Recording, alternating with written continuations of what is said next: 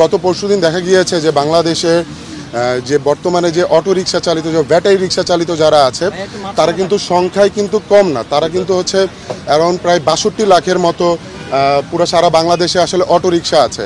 আসলে auto rickshaw বলতে যে আগে আমরা বুঝতাম যে হচ্ছে ৩ চাকার যে বাহনটা অটো রিক্সা যে একটা অটোর মতো থাকে, কিন্তু এখন এটা প্যাডেল চালিত রিক্সার মধ্যে তারা ব্যাটারি ইনস্টল করে মোটর ইনস্টল করে তারা কিন্তু এটা আসলে ইউজ করতেছে। আসলে এটার সাথে কিন্তু আরও ৬২ লাখ মালিকও কিন্তু জড়িত।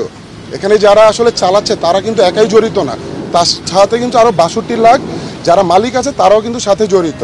আসলে এটা আমরা কিন্তু একা এটা আমরা আসলে কিছু করতে পারবো না। কেউ ব্যাটারি ইম্পোর্ট করতেছে, কেউ মোটর ইম্পোর্ট করতেছে, কেউ বডি বানাচ্ছে। আসলে এটা তো বাংলাদেশে তৈরি হয়ে তারপরে আসলে আমাদের রুট লেভেল এটা পৌঁছাচ্ছে, তাই না? তো আমরা কিছুদিন আগে গত পরশুদিন বনানীতে একজন বাইকার ভাইকে আসলে অটোরিকশা চালক ভাইরা আসলে চরম পরিমাণ আসলে লাঞ্ছিত করে এবং শারীরিকভাবে তাকে আসলে, এবং সাথে সাংবাদিক ছিল, একজন বিদেশি পর্যটক ছিল, তাকেও তারা লাঞ্ছিত করে।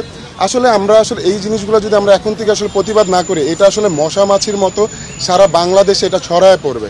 তো আমরা আজকে এই বাইকাররা এবং হচ্ছে যারা কার কমিটি আছে এবং সিএনজি চালিত এবং যারা এটার দ্বারা আসলে ভুক্তভোগী শিকার হয়েছে, যারা পঙ্গুত্ব বরণ করছে এখন পর্যন্ত, তাদেরকে নিয়ে আমরা চাচ্ছি যে আজকে আমরা একটা স্মারকলিপি জমা দিতে, এবং স্মারকলিপিটা আজকে আমরা জমা দিব হচ্ছে গুলশান ডিসি অফিসে। যেহেতু আমাদের ওই বাইকার ভাইটা বনানী এরিয়াতে আসলে সে ভুক্তভোগী হয়েছিল এবং সে লাঞ্ছিত হয়েছিল, সেই কারণে আমরা এটা আজকে গুলশান ডিসি অফিসে আমরা এটা আজকে জমা দিচ্ছি।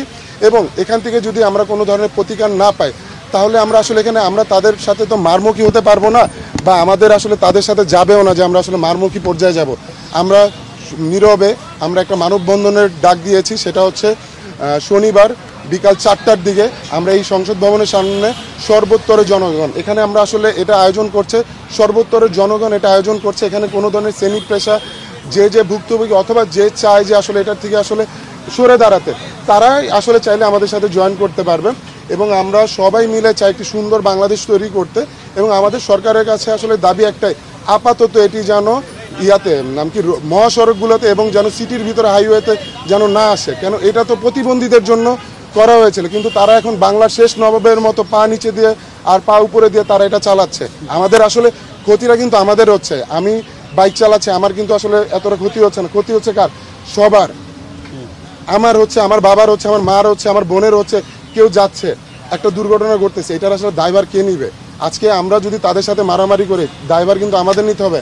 আমরা কারো দায়ভার নিতে চাই না। আমরা শান্তিপ্রিয় বাঙালি মানুষ, আমরা সব একটা সুন্দর কমিউনিটি। আমরা এই কমিউনিটি মিলে আমরা চাই যে সামনে আমরা এগিয়ে যেতে। আমরা কোনো ধরনের দুর্ঘটনা চাই না। আপনারা চাইলে ঢাকা মেডিকেল এবং হচ্ছে পঙ্গু হাসপাতালে যে একটু আপনারা রিপোর্ট করে দেখতে পারেন এই ঈদে কত পরিমাণ অটোরিকশার কারণে সারা বাংলাদেশে কত পরিমাণ অ্যাক্সিডেন্ট হয়েছে। আপনাদের দ্বারাই কিন্তু এই রিপোর্টগুলো বিভিন্ন মিডিয়াতে কিন্তু আসলে প্রচার করা হয়েছে। আসলে এখন হয়তো আমাদের একজন বাইকার ভাইকে আহত হয়েছে দেখে আমরা বাইকাররা আসছি, আমাদের সাথে কার কমিটি আসছে, অন্য কমিটি আসছে, কালকে হয়তো বা আপনাদের কোনো সাংবাদিক ভাইয়ের উপরে তা এরকম নির্মম কোনো কিছু হতে পারে, তখন এই দায়ভারটা কে নিবে? তখন কিন্তু সবারই সর্বজনগণের আমাদের দায়ভারটা নিতে হবে। তো এখন থেকে যদি আমরা এই মশামাছি বা এরকম আমরা যদি মানে না সচেতন করতে পারি, তাহলে আমাদের সমস্যাটা কিন্তু অনেক বেড়ে যাবে। দেশ আমাদের, দায়িত্ব আমাদের। তো দেশের নাগরিক হিসাবে আমাদের কিন্তু দায়িত্ব পালন করতে হবে। ধন্যবাদ সবাইকে।